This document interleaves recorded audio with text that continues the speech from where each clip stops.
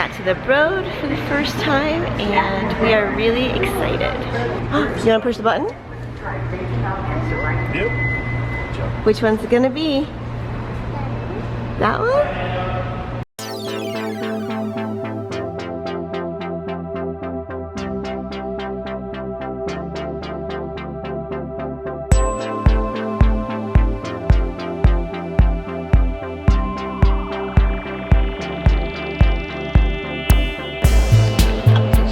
Tattoos. You got a tattoo? Mister? There they are.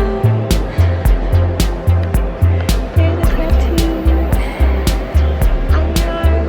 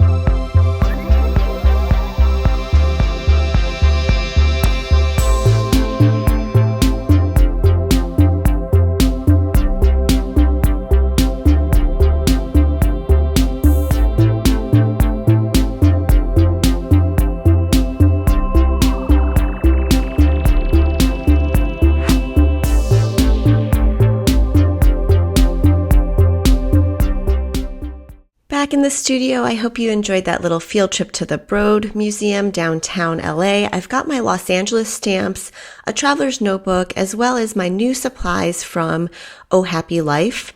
I also printed out 2 photos on my Canon printer. I've got these 2 papers that I want to put down as kind of backgrounds on the white pages. So I'm using this very technical measurement method where I just line it up and poke my thumbnail into it to make an indentation. And then it looks like I didn't trim it exactly right. So I've got a little piece that I have to cut off, and then I can go ahead and figure out how I want this piece to go. Now, the nice thing about traveler's notebooks is that you can have a smaller format. A lot of you have mentioned that you like it because it's a freeing process. You don't feel like it has to look perfect. You can play around with it, and that's exactly why I love this so much. Now I'm taking this paper, and I love the bold graphic design, and it kind of reminds me of the fact that we were at the museum. The colors are great too, and I want to put it on this left side here. So as I'm trimming it, I'm realizing that I definitely want to use that other side as opposed to the red polka dot side. So I'm going to place it down, and then I've got to trim off my photos. I've been using this Fiskars trimmer. It's the new one with the aluminum rod, and I love it. It's probably my favorite trimmer of all time. So I highly recommend it, and I've been using it for a while now, and I haven't had to replace the blade yet, but I will let you know when I do. So I've got this die cut that I already cut out from waffle flour. And I have the brochure from the Broad. I love taking stuff from events, paper, collecting items, memorabilia, and I always want to try to work it in. These bits are the die cut shapes from Oh Happy Life, and I've got this acetate one that I think will be fun to put there. As I play around with the elements, I just sort of decide what actually appeals to me first.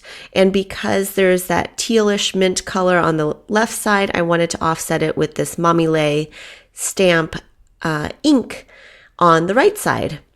So it says go see do, and I definitely want to encourage you to play around with your supplies. This Los Angeles is just going to go underneath. And usually I don't stamp color on top of color, but I think I really like the way this one turned out. It's a little bit chalkier and I really like that look. So I've got the little heart here next to the brode, and I want to place it down so that I can cover the picture a little bit. And I don't do any adhering until I'm ready to commit. But once I am ready, I just go for it. I try not to hesitate too much. And you can see that I'm only putting adhesive really kind of in the middle of the photo. That's in case I want to slide anything underneath to make it look like it was layered. I think I'll use this Tombow glue underneath that cut, the flower, but I'm going to first focus on this right side because I have this idea to use this Tombow marker and make kind of a heartburst. When I put down the marker, it turned out a little bit more orangey than I expected. So I decided that I would try to do something a little bit different and actually balance that off on this side as well so that I had that orange color offsetting the right side. Slid the craft mat underneath the cutout, and now I'm just coloring it in the middle, and it's pretty easy to do with this brush tip. I have been loving these Tombow markers, as you've been seeing on my channel, and I think it's a great investment to get the whole set. Now I've got this number 25, and I'm going to go in around the design so that it sort of resembles a sunburst, and I'm doing this pretty carefully, but pretty quickly as well. I'm sure I could have been a little bit more intentional about it, but I like the way it looks, and I like the fact that I don't want to spend too much time on these Traveler's Notebook spreads. The whole point is to document the memories and get them in there and not feel so behind on my documenting and preserving of my memories. I fully accepted the fact that I'll never be caught up, but if I don't enjoy the process of creating and documenting, then we've kind of missed the whole point. And I really want to make sure I do it in a way that's enjoyable and really inspiring to me, where I can use my favorite supplies. So I'm using this blending tool, the blending marker from Tombow, and I'm not sure if I'm doing it right, but I wanted those colors to kind of go together a little bit more. And I just thought I would try it. That's another nice thing about this format, is that you can take it with you and experiment with new techniques, have fun with your products, especially stamps, because stamps go such a long way, even though they are a bit of an investment. You get a lot of stamps usually and a lot of mileage out of them. So with this stamp set, the Los Angeles limited edition one that I have on my website, if you want to check it out, the link is below. We decided to do these because so many people have been asking about it, and it's a really great set, and we give you a lot of stamps. And I realized that I got a little bit of adhesive on there, but that's okay. That's another nice thing about, making these smaller pages, is that they take less time for me, and I don't try to think too much about it. I can just cover it up with washi tape.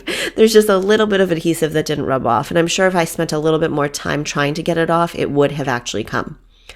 These skinny washi tapes are a part of Oh Happy Life as well, and I love them.